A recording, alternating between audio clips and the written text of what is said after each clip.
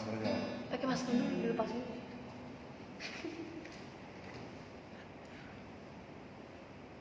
Pakai masker masa dicop cewek dan kalau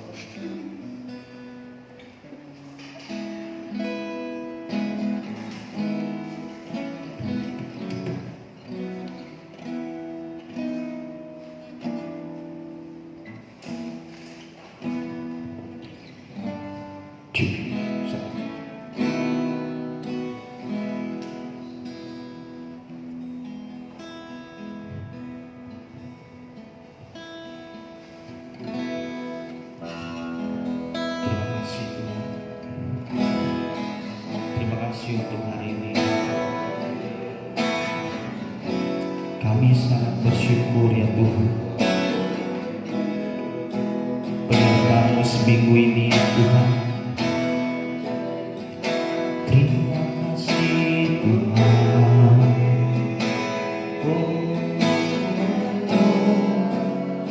Segala puji hormat, segala kemuliaan bagimu.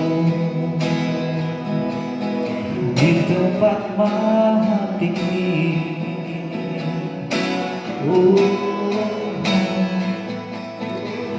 terima kasih Tuhan, terima kasih Tuhan.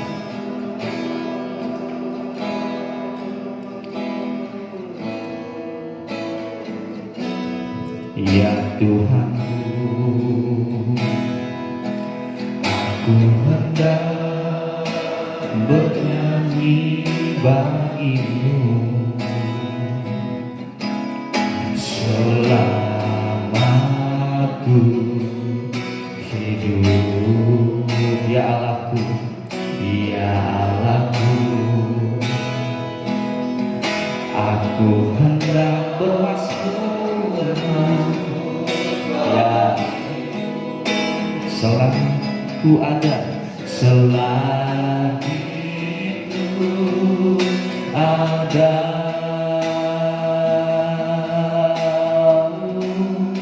Inilah yang ku renungkan setiap waktu ya Tuhan. Oh, nyanyian pujian dan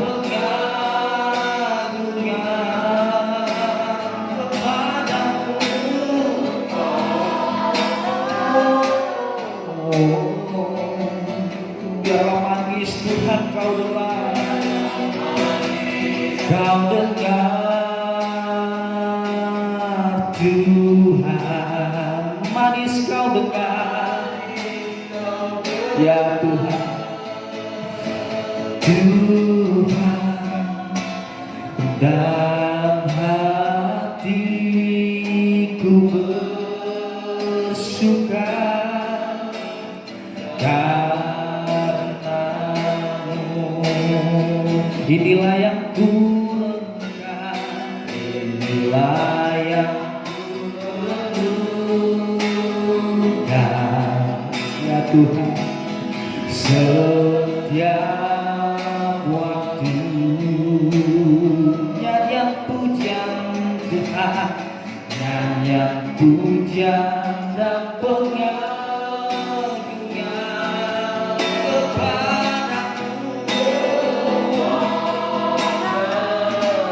ya Tuhanku Yesus.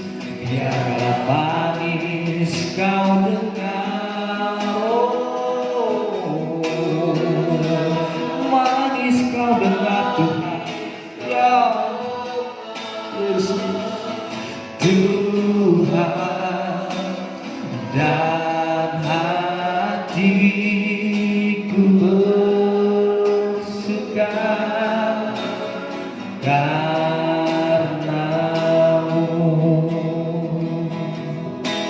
Katakan ya Tuhanku, ya Tuhanku, aku hendak bernyanyi bagimu selama ku hidup. Ya Allahku, ya Allahku, aku hendak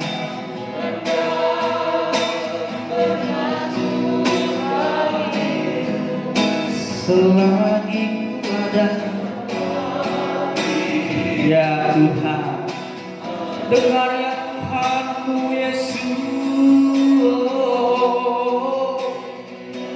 yang ku renungkan. Ya Tuhan, setiap waktu nyanyian pujian, nyanyian pujian dan pengagungan kepadamu.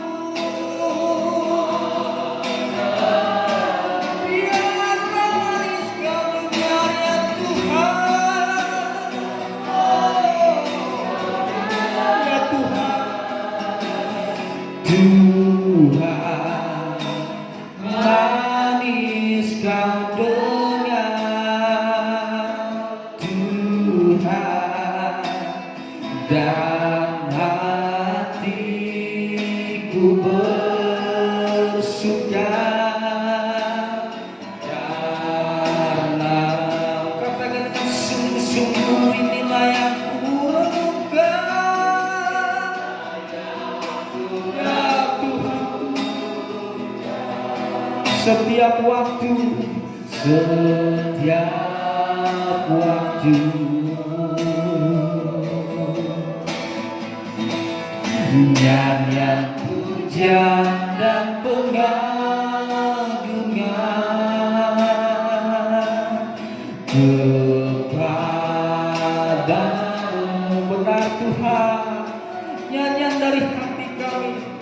Yang manis kau dengar, manis kau dengar Tuhan. Ya, manis kau dengar Tuhan, dan hatiku bersuka karenamu.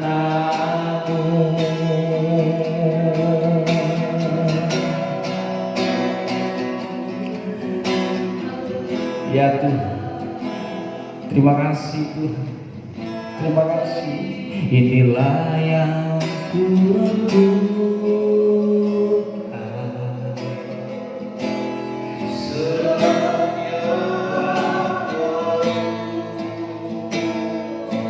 Nyanyian pujian, pujian dan pengagungan kepadamu. Tuhan Yesus, biarlah manis kau dengar Tuhan, manis kau dengar Tuhan, dan hatiku bersuka karenamu, dan hati kami bersuka Tuhan. Oh, dan hatiku bersuka karena, dan hatiku bersuka. Oh, dan hatiku bersuka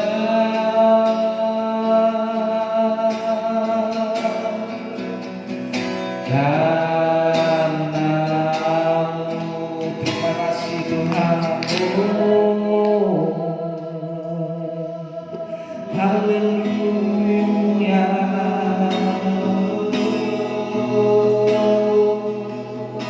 Hati kami bersuka karena Tuhan. Terima kasih Tuhan untuk satu minggu ini ya Tuhan. Terima kasih untuk pekerjaan yang Tuhan berikan. Terima kasih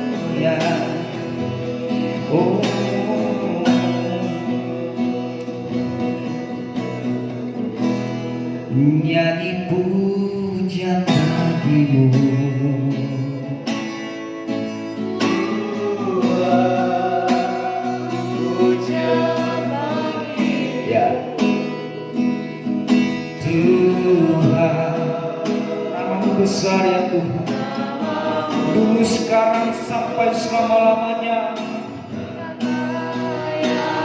Dia nyanyi pujian bagimu,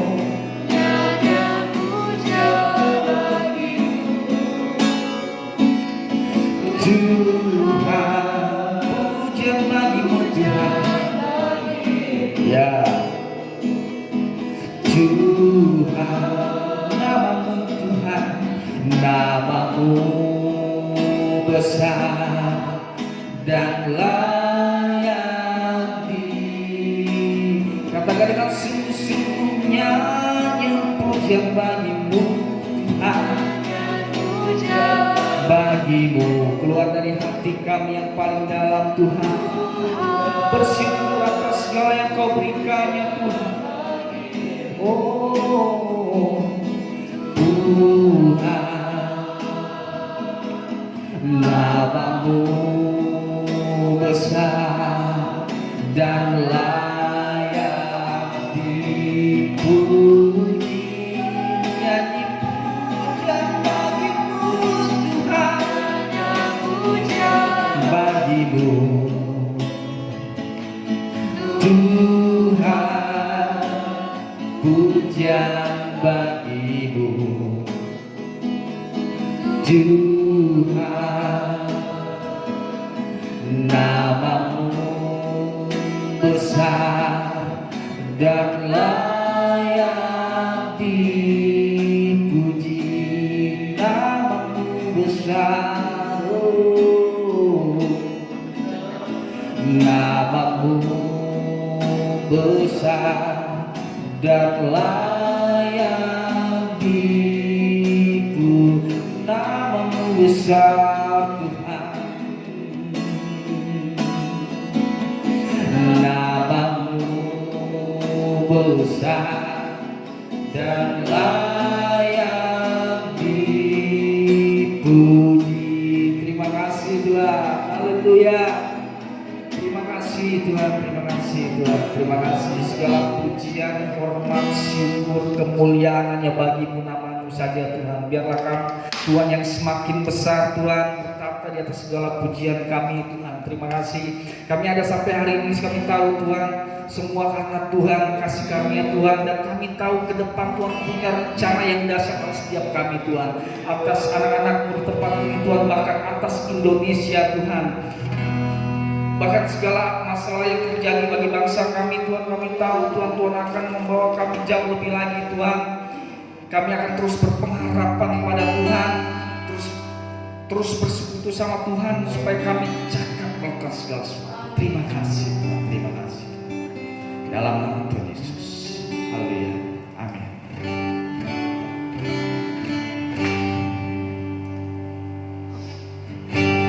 Pujilah aku Tuhan,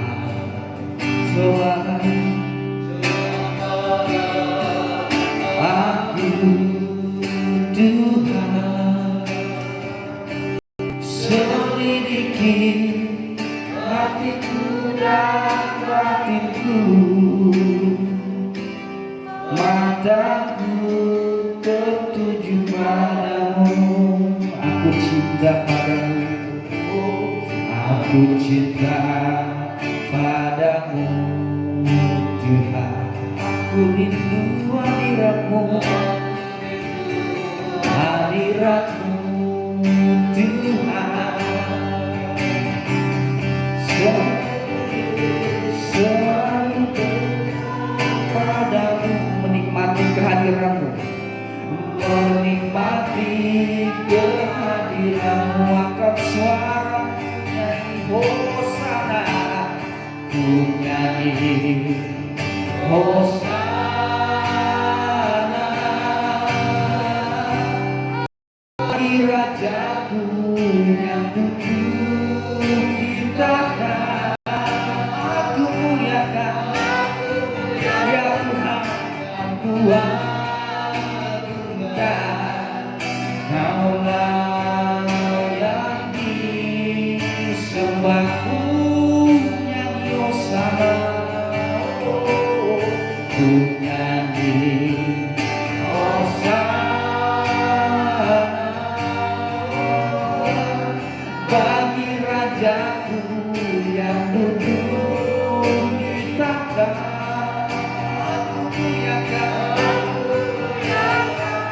dan kuanggukan. Kau layak disembah. Ujilah aku Tuhan, cobalah aku Tuhan, selidiki hatiku dan batinku, mataku tertuju padamu, aku cinta padamu, padamu Tuhan. Aku rindu hadiratmu Tuhan. Aku ingin selalu dekat padamu, menikmati kehadiranmu. Angkat suaramu, nyanyi hosana, nyanyi hosana, bagi rajaku yang duduk di tahta. Aku muliakan dan kuagukan, Kaulah yang disembah. Nyanyi hosana, nyanyi hosana, bagi rajaku yang duduk di tahta. Aku muliakan dan kuagukan, Kaulah yang disembah. Ku nyanyi hosana bagi rajaku yang duduk di tahta. Aku muliakan dan ya Tuhan, Kaulah yang disembah. Ku nyanyi hosana bagi rajaku yang duduk di tahta. Oh, muliakan dan kuagukan, Kaulah yang disembah. Nyanyi hosana, oh,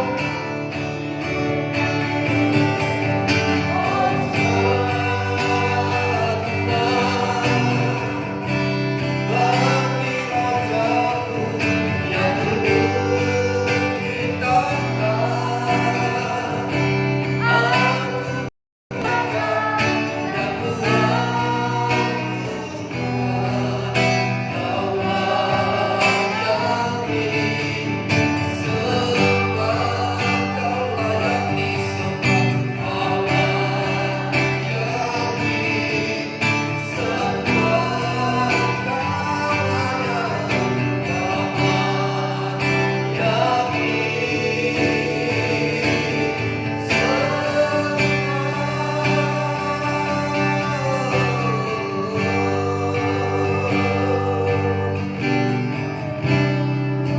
Setiap pujian yang kami naikkan kepadamu Tuhan, kiranya itu memuliakan dan mengagungkan nama-Mu. Biarlah setiap hati, biarlah setiap jiwa kami bersorak untuk kemuliaan nama Tuhan, sebab Engkau yang melawat dan memberkati kami. Dan ketika firman Allah ditampaikan kepada kami, biarlah itu kembali meneguhkan, menguatkan kami, mengokohkan kami untuk kami siap menghadapi segala sesuatu yang terjadi di depan kami. Sebab firman-Mu-lah yang memberikan kekuatan dan pertolongan kami. Segala hikmat yang datang dari Tuhan, segala pengurapan yang datang dari Allah ada di atas hidup kami, dan kami semua diberkati. Di dalam dan demi nama Tuhan Yesus kami berdoa. Amin. Selamat pagi Bapak, Ibu, Saudara yang terkasih di dalam Tuhan Yesus Kristus. Adalah sukacita dan kebahagiaan tersendiri manakala kita dapat berjumpa di dalam semua media yang dapat kita pergunakan adalah dalam rangka memuliakan dan mengagungkan Tuhan tentunya. Renungan firman pagi hari ini saya ambil dari Matius pasal yang ke-6. Injil Matius pasal yang ke-6 ayat 19 sampai kepada ayat yang ke-21. Demikian saya baca untuk kita sekalian. Janganlah kamu mengumpulkan harta di bumi ngengat dan karat merusakkannya, dan pencuri membongkar serta mencurinya. Tetapi kumpulkanlah bagimu harta di sorga. Di sorga ngengat dan karat tidak merusakkannya, dan pencuri tidak membongkar serta mencurinya. Karena di mana hartamu berada, di situ juga hatimu berada. Puji Tuhan. Dari pengalaman dan pengiringan kita kepada Tuhan,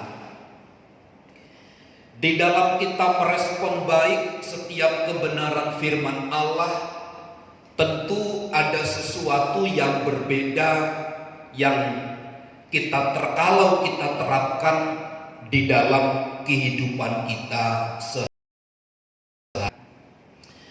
Kalau kita belajar dari pengalaman para murid saat mereka dipanggil oleh Tuhan untuk mengikuti panggilannya, yaitu mengikut Kristus secara total, secara seluruh hidup kepada Tuhan, memberikan perhatian, memberikan atensi secara khusus kepada Tuhan, maka setiap mereka yang dipanggil, mereka mengikut Dia dan belajar untuk menanggalkan segala sesuatu. Itu tercatat di dalam Injil Markus pasal yang pertama. Saya baca sebentar dari ayat itu.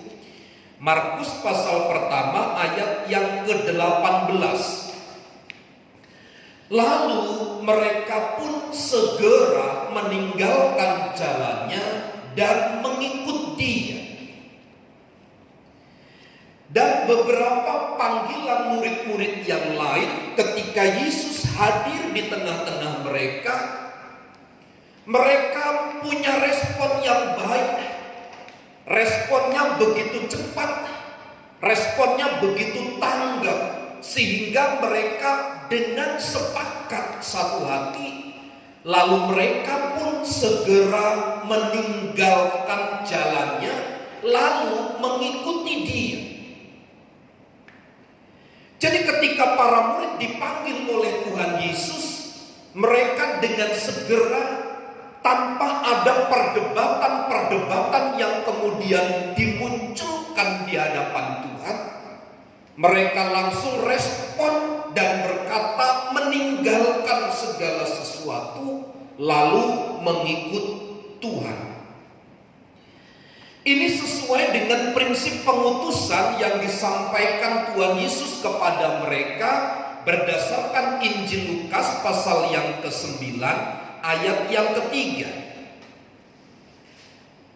Lukas pasal 9 ayat yang ketiga demikian, katanya kepada mereka, Jangan membawa apa-apa dalam perjalanan, jangan membawa tongkat atau bekal, roti atau uang, atau 2 helai baju. Setiap mereka yang dipanggil untuk menjadi pengikut Kristus, mereka sepakat bahwa mereka meyakini prinsip pengutusan itu mereka terima, mereka tangkap dengan baik. Mereka tidak boleh membawa apa-apa di dalam perjalanan itu, termasuk tidak boleh membawa tongkat atau bekal, roti, uang, atau 2 helai baju. Ini mengisyaratkan kepada kita, setiap mereka yang dipanggil menjadi murid Kristus, mereka harus melepaskan segala sesuatu yang berpotensi untuk membuat mereka kembali pada kehidupan yang lama mereka. Ini prinsip pengutusan bukan berarti Allah sedang memiskinkan mereka, tidak. Tetapi Allah sedang mengajar mereka untuk memiliki sikap dan hanya mengandalkan Tuhan ketika mereka dipanggil menjadi murid-murid Kristus itu sendiri.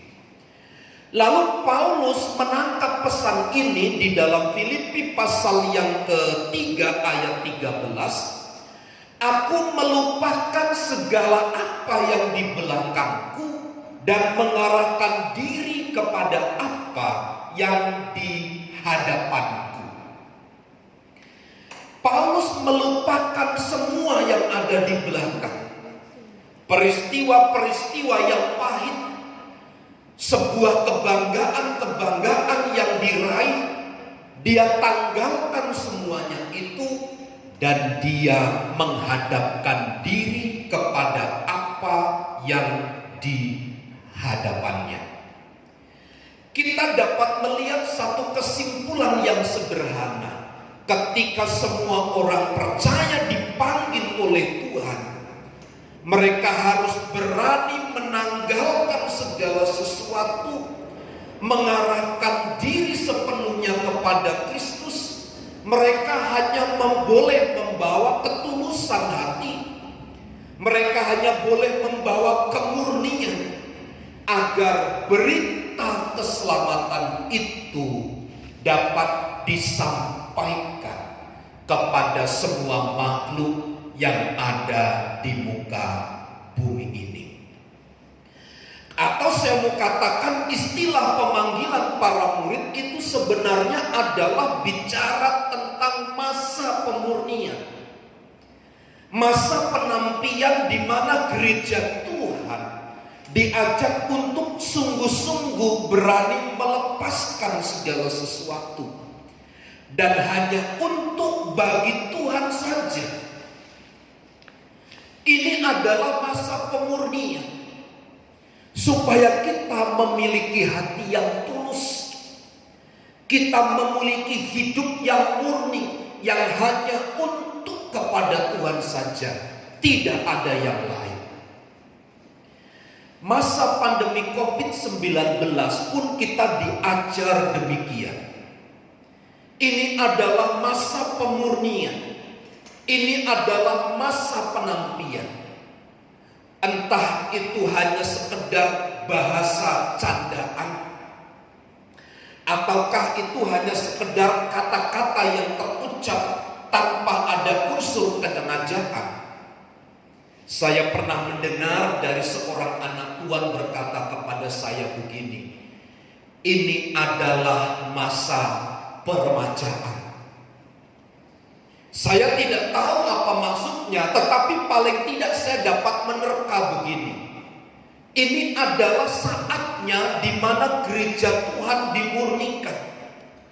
Kita sedang ditampi, dan orang-orang yang tidak memiliki kualitas, orang-orang yang tidak kuat pemahamannya tentang kebenaran firman Allah, dia akan mudah terterpa oleh angin. dia akan mudah tersingkirkan oleh karena kesulitan-kesulitan hidup yang muncul. Nah, kalau kita membaca di dalam Matius pasal 6 tadi, ini sebenarnya salah satu kritikan yang pedas juga kepada mereka orang-orang Farisi dan orang-orang Yahudi. Mereka selalu salah merespon dan menempatkan prioritas itu. Bagi orang-orang Farisi dan Yahudi, mereka menitik beratkan kepada yang namanya pemenuhan kebutuhan secara materi. Mereka berkata kekayaan secara materi itu adalah prioritas utama, karena mereka menganggap orang-orang yang berlebihan di dalam materi itu adalah salah satu tanda mereka adalah orang-orang yang diperkenan oleh Tuhan. Pertanyaannya, apakah memang demikian? Tentu jawabannya adalah tidak. Sebab di dalam Matius pasal 6 ayat 19 dimulai, janganlah kamu mengumpulkan harta di bumi. Ini adalah kata peringatan, ini adalah kata perintah yang tegas. Janganlah kamu mengumpulkan harta di bumi. Orang-orang Farisi dan Yahudi memprioritaskan hidup kepada sesuatu yang tidak kekal, di mana ngengat dan karat itu yang akan merusakkannya. Kalau saya istilahkan, ini sama saja dengan orang berusaha namun tidak memperoleh hasil sesuai dengan ketetapan dan ketentuan dari Sang Pencipta itu sendiri. Maka Tuhan Yesus memberikan perhatian penuh kepada prioritas yang salah seperti ini. Seharusnya anak-anak Tuhan prioritas hidupnya adalah harta sorgawi. Prioritas hidup anak-anak Tuhan adalah harta surgawi, bukan harta duniawi. Kalau harta duniawi itu menjadi prioritas di dalam hidup kita, kita pun akan mengalami banyak hambatan kepada dunia ini. Hati kita akan terpaut, hati kita akan tertambat kepadanya. Itu sebabnya harta secara materi itu harus ditempatkan sebagai hamba, sebagai budak, sebagai alat. Kalau tidak, maka di dalam ayat 21 dia akan menduduki tempat terhormat di dalam hidup kita itu. Mereka akan menjadi tuan. Harta benda surgawi itu, harta benda duniawi itu akan menjadi tuan di dalam hidup kita. Sehingga kita akan dikudeta, kita akan diberontak olehnya. Sehingga kedudukannya kita bukan menjadi tuan, tetapi kita menjadi budak di atas harta benda duniawi itu. Nah, ketika Tuhan Yesus melihat keberadaan gereja yang carut marut demikian, melihat keadaan anak-anak Tuhan yang punya prioritas yang berbeda dari kehendak Tuhan, maka Tuhan berkata di dalam ayat 1, ingatlah, janganlah kamu melakukan kewajiban agamamu di hadapan orang supaya dilihat mereka, karena jika demikian kamu tidak beroleh upah dari Bapamu yang di sorga. Kemudian dari ayat yang kelima, dan apabila kamu berdoa, janganlah berdoa seperti orang munafik. Mereka suka mengucapkan doanya dengan berdiri dalam rumah-rumah ibadat dan pada tikungan-tikungan jalan raya, supaya mereka dilihat orang. Aku berkata kepadamu, sesungguhnya mereka sudah mendapat upahnya. Lalu dari ayat 16, dan apabila kamu berpuasa, janganlah muram mukamu seperti orang munafik. Mereka mengubah air mukanya supaya orang melihat bahwa mereka sedang berpuasa. Aku berkata kepadamu, sesungguhnya mereka sudah mendapat upahnya. Tuhan Yesus memperingatkan di dalam 3 ayat ini. Ini adalah harta duniawi. Apa itu? Mendambakan kehormatan dari manusia. Mereka beribadah, mereka berdoa, mereka berpuasa sebagai kewajiban di dalam ibadah kepada Tuhan itu hanya dilakukan supaya mendapat nama, supaya namanya dihormati, supaya mendapatkan nama yang baik di depan banyak orang. Agama dijadikan alat sebagai sarana untuk mendongkrak nilai hidup seseorang. Ini adalah pembudakan terhadap kehendak Allah, dan itu merupakan sebuah kesalahan. Tuhan Yesus memperingatkan agar kita tidak mendambakan kehormatan manusia. Itu sebabnya kenapa Tuhan izinkan kesulitan mereka alami. Tuhan sediakan orang-orang yang munafik, orang Farisi, orang-orang Yahudi. Kenapa di lingkaran anak-anak Tuhan itu selalu berada orang-orang yang kejam? Adalah dalam rangka menjaga kredibilitas hidup sebagai anak Tuhan, agar yang murni, agar ketulusan itu tetap terkondisikan dengan baik. Lalu yang selanjutnya yang diperingatkan oleh Tuhan adalah agar kita tidak mendambakan kekayaan dunia. Sebab di dalam ayat 19, di bumi ngengat dan karat merusakkannya, dan mencuri dan pencuri membongkar serta mencurinya. Alkitab menegaskan supaya kita jangan seperti orang-orang munafik. Dalam hal ini kita harus waspada, berjaga-jaga, hati-hati. Kesalahan orang-orang yang ditentang oleh Tuhan Yesus dalam ayat yang kita baca adalah karena mereka memiliki dasar bahwa memilih dunia sebagai upah mereka. Itu sebabnya Tuhan katakan janganlah mengumpulkan harta duniawi, tetapi kumpulkanlah harta di sorga. Ayat terakhir saya sampaikan di dalam Yosua pasal 1. Ketika Yosua diutus oleh Allah untuk melaksanakan tugas kepemimpinannya. Yosua pasal 1 ayat 1 sampai 7, tetapi saya baca ayat yang ke-7 saja demikian. Hanya kuatkan dan teguhkanlah hatimu dengan sungguh-sungguh. Bertindaklah hati-hati sesuai dengan seluruh hukum yang telah diperintahkan kepadamu oleh hambaku Musa. Jangan menyimpang ke kanan atau ke kiri, supaya engkau beruntung kemanapun engkau pergi.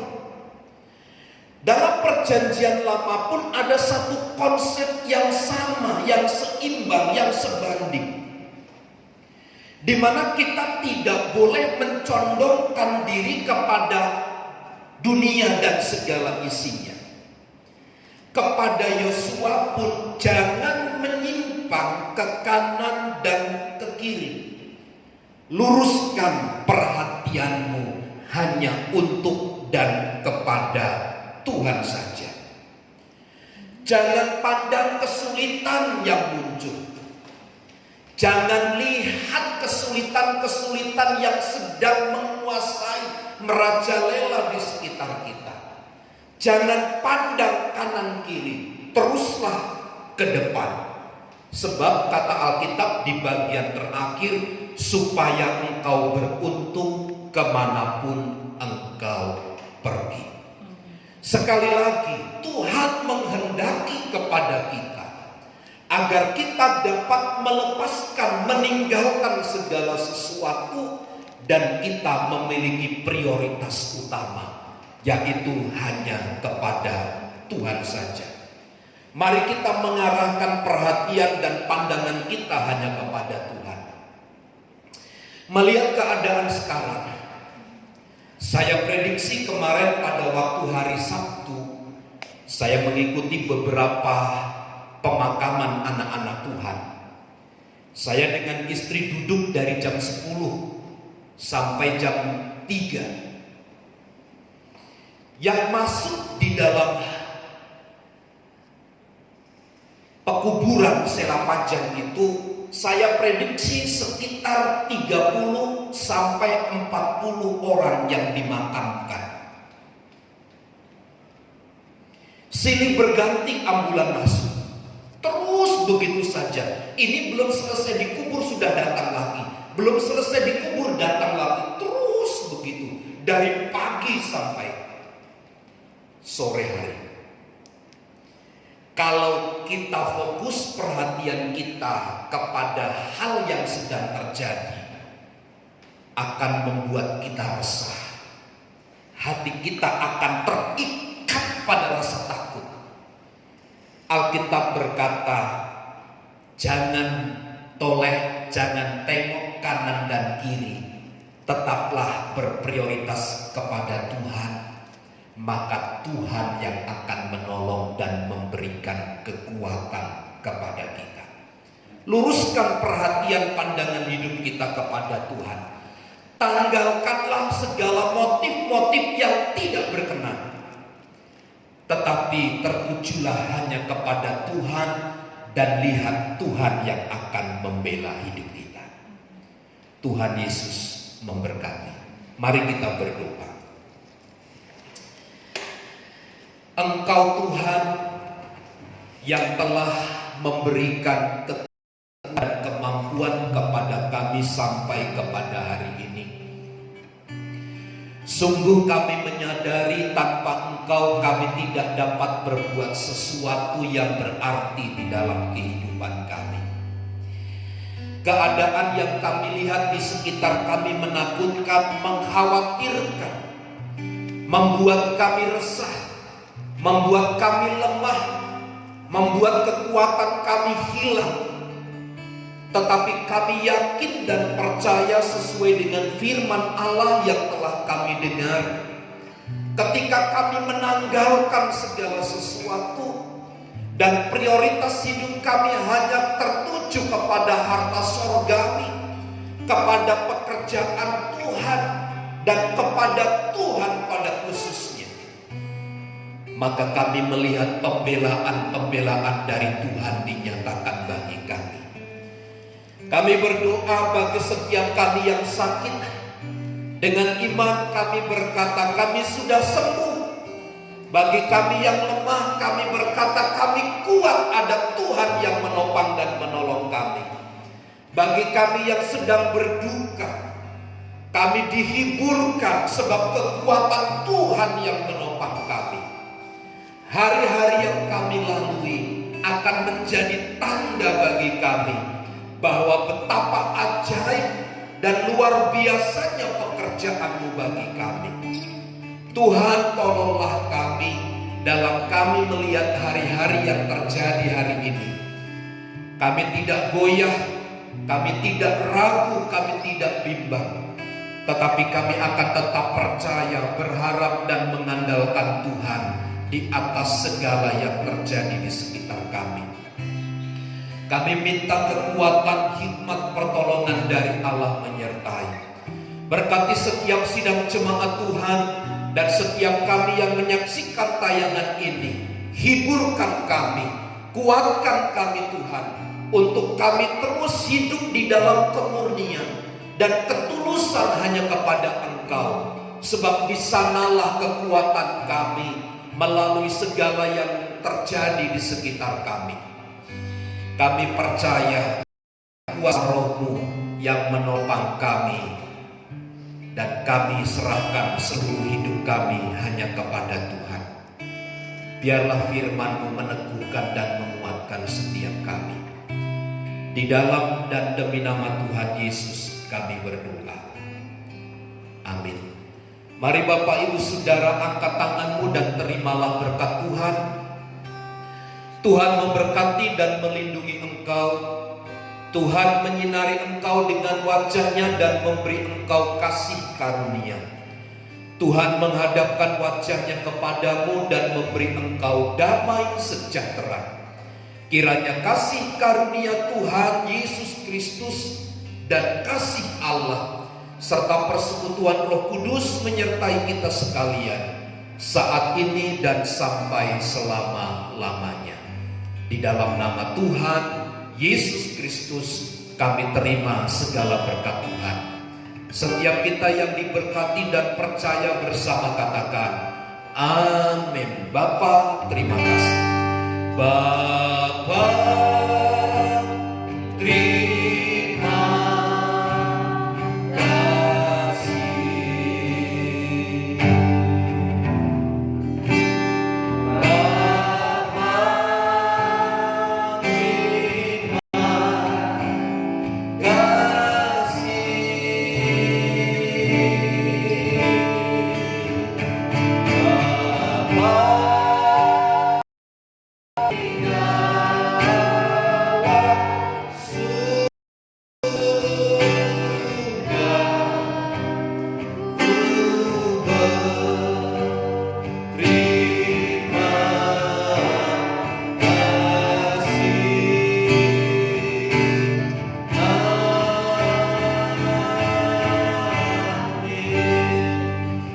Selamat pagi, Tuhan memberkati, jaga kesehatan. Terus biarlah hidup ada di dalam pimpinan Tuhan dan kiranya Tuhan selalu menyertai kita. Selamat pagi, selamat hari Minggu, Tuhan memberkati.